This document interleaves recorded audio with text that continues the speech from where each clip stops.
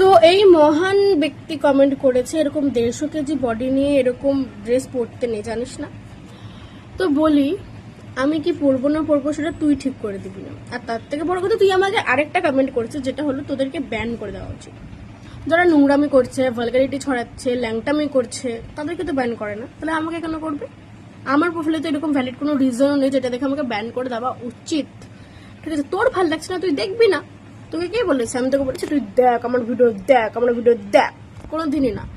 আর আরেকটা কথা, তোরা হচ্ছিস ল্যাংটামি সহ্য করবি, ভালগারিটি সহ্য করবি, কিন্তু দুটো মানুষের ভালোবাসা কখনই না। তখন সেটাকে দেখে ন্যাকামি, বোকামি, চোকামি, এই ওই ওভার অ্যাক্টিং, ওভার রিঅ্যাক্ট, অনেক কিছু মনে হবে।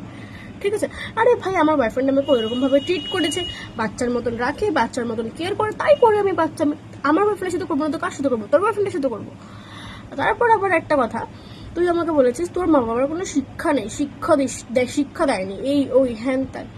ভালো রে, অনেক ভালো যে শিক্ষা দেয়নি। শিক্ষা দিলে যদি তোর মতন হতাম, খুব ভালো যে আমার মা বাবা আমাকে শিক্ষা দেয়নি।